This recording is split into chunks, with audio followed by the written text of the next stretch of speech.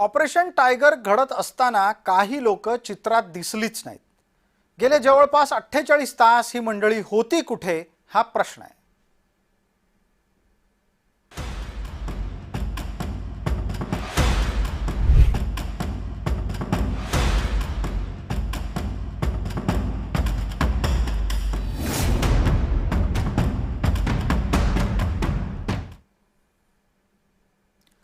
ठाकरेंच्या पक्षामध्ये पहिली फूट पडली ती बऱ्याच वर्षांपूर्वी आणि त्यानंतर हे फुटीचं सूत्र सातत्यानं सामोरं जाताना ठाकरेंनी अनुभवलं। पण यापूर्वी जेव्हा जेव्हा फूट पडायची तेव्हा बाळासाहेब निधड्या छातीनं समोर यायचे आणि परिस्थितीचा मुकाबला करायचे।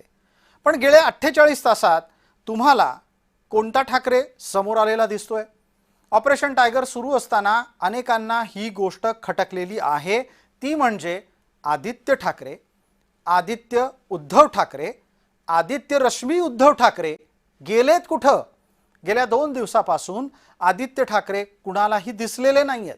एरवी माध्यमांच्या समोर येऊन थोरा मोठ्यांच्या वर यथेच्छ वक्तव्य करणारे आदित्य ठाकरे आपल्याच पक्षाला सुरुंग लागतोय हे घडत असताना कुठे गेले आहेत हा प्रश्न विचारावासा वाटतो।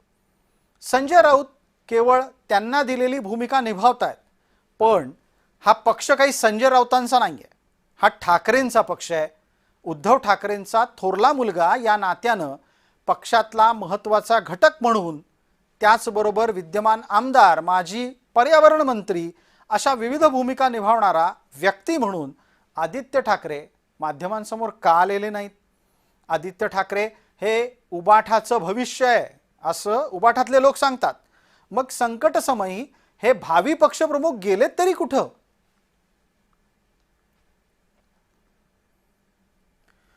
या निमित्तानं आदित्य ठाकरे कुठे असू शकतात याचं एक विश्लेषण ऐका।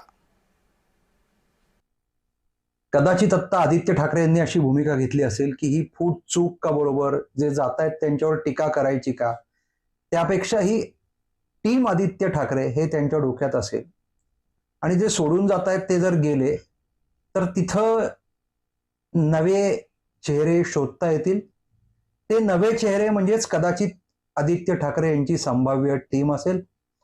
असं आहे की हे तर निश्चित आहे की उद्धव ठाकरे यांच्यानंतर किंवा यांच्या बरोबरीने उद्धव बाळासाहेब ठाकरे शिवसेना पक्षाची सगळी सूत्र आदित्य ठाकरे यांच्याकडे आहेत।